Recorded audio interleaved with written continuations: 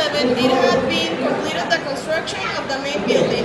Then in 1910, the jet was already full. But actually, in this year was an earthquake that left in deplorable conditions the newly built prison, and it forced the authorities to allocate resources to rebuild it. In 1917, an explosion entered inside a prison building, and it was necessary to start the reconstruction. 50 to its close. The deteriorating of La Penny, how it was called, worsened with the passage of the time, and simultaneously several defense motions seeking to improve social conditions of prisoners continued the fast deterioration of their lives. The use of drugs, dirt, lack of water, the bad diet, and other facts forced the justice authorities to think about a new model of prison development. Factors together with an increase in the prison population, the building lost the ability to accommodate many people, and this deteriorated not only the structure, also the moral and emotional and physical condition of the prisoners. In 1979, during the administration of Rodrigo Carazo, the Enseñanza Central de San Jose closed. And after a long period, the idea of the Centro de Residencia de República took shape under the administration of the President of the Republic that was Rodrigo.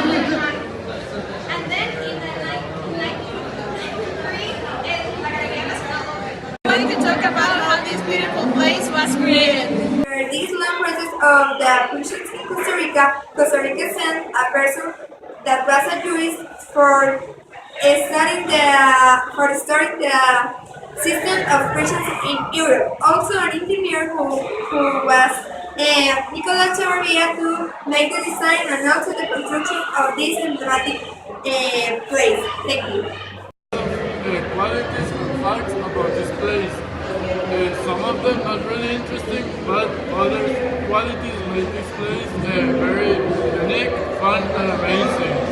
The first fact is that even though its actual name is Centro Costarricense de Ciencia y Cultura, it's known by everyone as the name of Museo de los Niños.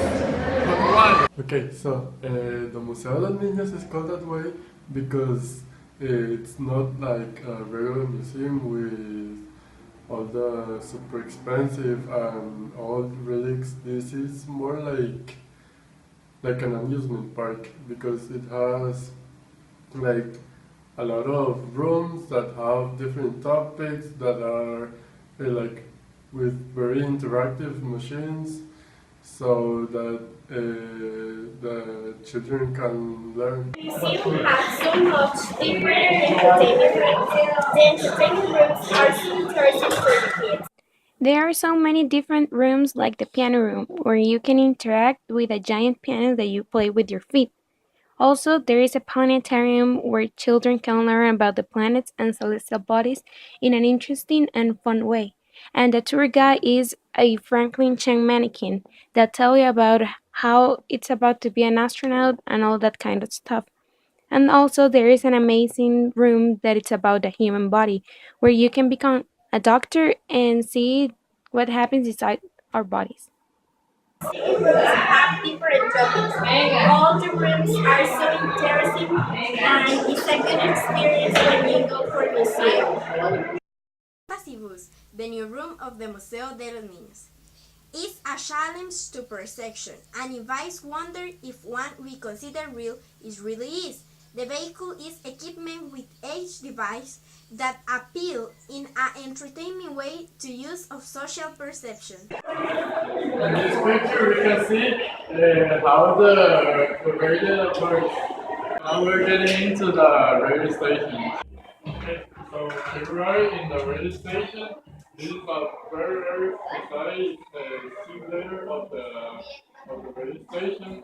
A lot of children come here to sing or talk about anything, and you also can hear your recordings after you're done. So here we can see how the energy is placed. This is Aeolian energy. And here we can see the hydroelectric energy. And here we can see the geothermal energy. So here you can see how the compasses work. So they tell us here that the compasses show us the north by using the magnetic field of the planet.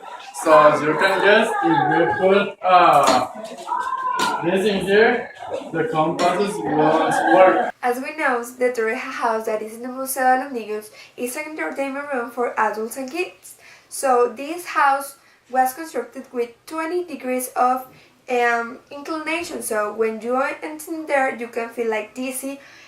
This because the inclination of the house, but it's an interesting feeling.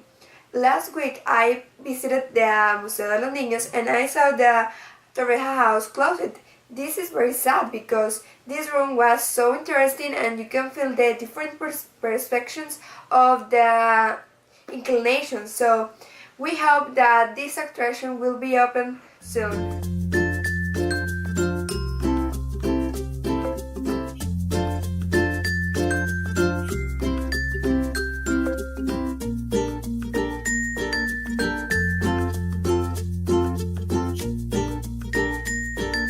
So this is another example of how the museum is a very good place to learn things like chess or the kids are learning. Okay, this is an example of how different activities and expos happen here. Okay, another interesting fact is that now the prison cells are flat. So now we're going to the bank. This is a very good simulator to see how the bank works. You can see there's an ATM here, there's a safe there. Yes, you can see, here is the money, and back there was the door of the safe.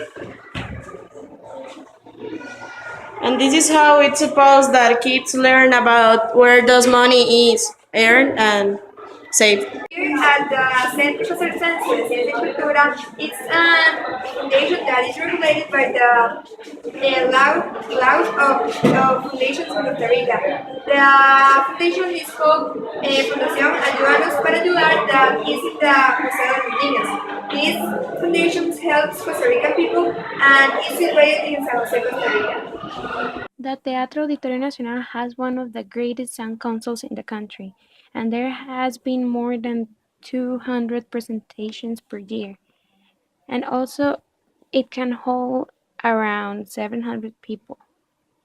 The Ministerio de Educación Pública makes all kinds of activities where children can learn, like with some role plays or interactive shows.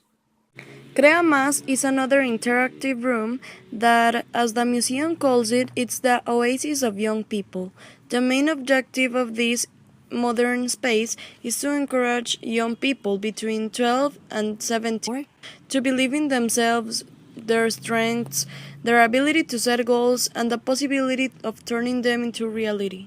It is located in an attractive building which consists of a total of 8 different environments. Actually, this is a place where you can go and feel comfortable because if you go there, you're gonna look at all those seatings on all the tablets, the big screen, where there is usually a movie that is playing for all the teenagers or kids also, and it is very funny and interesting.